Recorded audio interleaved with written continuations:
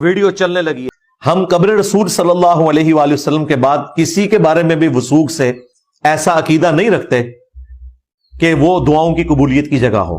پتر نیچے آئیں ذرا، ادھر ایک بندے سے ذرا مکالمہ کرنا ہے، اس سے گفتگو کرنی ہے، گفتگو بھی علمی کرنی ہے، ذرا تیاری کر کے آنا ہے، اس کو بڑا تکڑا جواب دینا ہے۔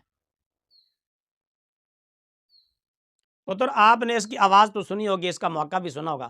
یہ کہتا ہے کہ قبر رسول صلی اللہ تعالیٰ علیہ وسلم کے بعد ہم کسی کے بارے میں وثوق سے ایسا عقیدہ نہیں رکھتے کہ وہ دعاؤں کی قبولیت کی جگہ ہو۔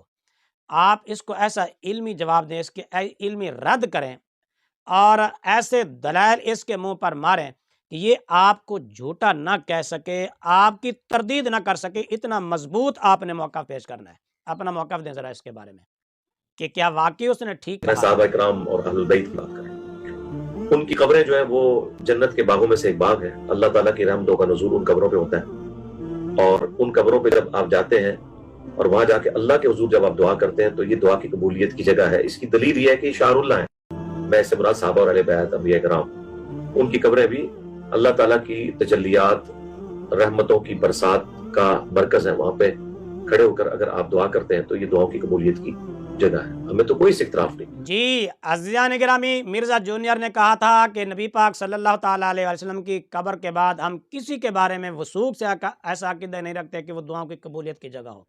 جو ہم بدل لائیں اس کے مقابلے میں اس کے علمی رد کے لیے اس نے کہا ہے کہ ہم صحابہ کرام اہل بیت کی قبروں کو بھی دعاؤں کی قبولیت کی جگہ سمجھتے ہیں۔ یہ دوسرے بندے نے جو دلیل پیش کیا ہے، موقف پیش کیا ہے، اس کے بارے میں مرزا جونیئر سمیت اس کی آنے والی نسل، اس کے فالورز اور سٹوڈنٹس صرف اتنا کہہ دیں کہ یہ بندہ جو بعد میں اپنا موقف دے گیا ہے یہ جھوٹا ہے، صرف اتنا جھوٹا کہہ دیں اور بس۔